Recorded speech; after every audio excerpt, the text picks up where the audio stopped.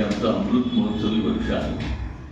अर्थात रंजन कला मंदिर म्हटलं की पुरुषोत्तम दारव्हेकर ते नाव आलंच, कारण त्यांनीच संस्थापक तेच होते, त्यांनी स्थापन केली. आणि पुरुषोत्तम दारव्हेकर हे नागपुराचं नगरभूषण असलेले मोठे लेखक दिग्दर्शक आणि त्यांचं नाव सगळ्यात चांगलं दुसरी अनेक नाटकं करून सगळ्यांना कल्पना आहे. आज आनंदाचा भाग असा आहे की 75व्या वर्षी आणि पुरुषोत्तम दारव्हेकरांची जन्मशताब्दी याच वर्षी आहे. त्यांचा जन्म 1 जून 1926 साली झाला आणि आता हे त्यांचं जन्मशताब्दी वर्ष सुरू आहे. तर आम्हाला खूप आनंद होतो की या वर्षी आम्ही पुरुषोत्तम दारव्हेकरांचे नातू आविष्कार दारव्हेकर हे पण अभिनेते आहेत. मुंबईला अनेक सिरियलमध्ये आपण यांना बघितलं असेल, हिंदी मराठी चित्रपट, त्याच्यानंतर बिग बॉस मराठीमध्ये ते होते.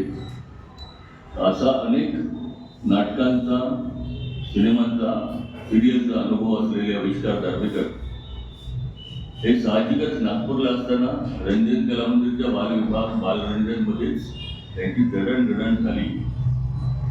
आणि मग असा विषय आला की त्यांनीच जन्मशताब्दी वर्षाकरता संस्थेकरता नवीन नाटक लिहून दिग्दर्शित करावं. आणि त्या नाटकाच्या निमित्तानेच ही आजची आपली मीटिंग आहे. नाटकाचं नाव आहे वॉशिंग मशीन. याविषयी सांगताना मी माझ्या डाव्या हाताला आविष्कार दारव्हेकर आहे आणि वॉशिंग मशीनमध्ये काम करणारे, मेन रोल करणारे सैनिक गिरी जे हडस हायस्कूलमध्ये शिक्षक आहेत, त्यांना पण चित्रपटाचा, सिरियलचा, नाटकाचा फार मोठा अनुभव आहे.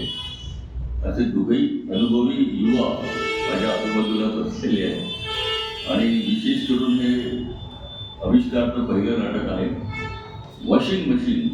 हे म्हटल्यानंतर नाटक जरा नाव वेगळं आहे, पण नात्यांना स्वच्छ करणारी अशी ती वॉशिंग मशीन आहे.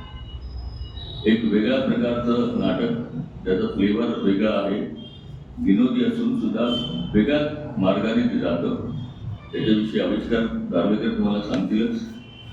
सुमारे 1 ते 1.5 महिन्याची तालीम आम्ही करतोय आणि 21 शनिवार संध्याकाळी 7 वाजता वनामती सभागृहामध्ये याचा प्रयोग आहे शुभारंभाला. नाटक आविष्कार दारव्हेकरांनी असं लिहिलं आहे की जेणेकरून ते नाटक व्यावसायिक रंगभूमीवर देखील जावं. पण शुभारंभ मात्र आपण नागपुरातून करतो आहे.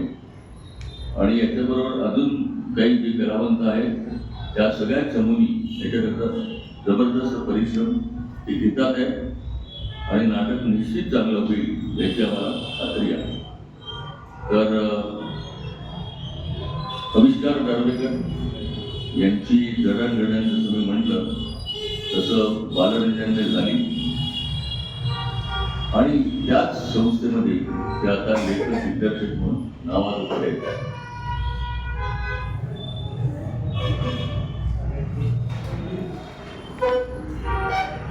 वॉशिंग मशीनमध्ये असल्यानंतर नाती पण स्वच्छ होऊ शकतात. म्हणजे का याच्यासाठी नाटक, त्याच्यासाठी मी 2 तासाचं नाटक लिहिलं आहे. तर ते बघून आपल्याला जास्त त्याची कल्पना येईल. पण पॉलिटिक्स आणि याचं वॉशिंग मशीनचा या नाटकाविषयी काही संबंध नाही आहे. प्युअर नाते संबंधावर विनोदी नाटक.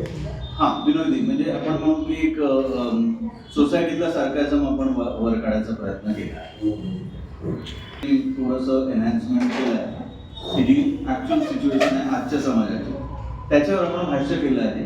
पण ते भाष्य लोकांना पटावं याच्यासाठी, कारण आमचं क्षेत्र मनोरंजनाचं आहे. ते कुठे टीचर स्टुडंट रिलेशनशिप बाटलेलं आहे, कुठे मनोरंजनाचं, एंटरटेनमेंटचं असल्यामुळे आपल्याला त्याच्यामध्ये विनोदी करायचं.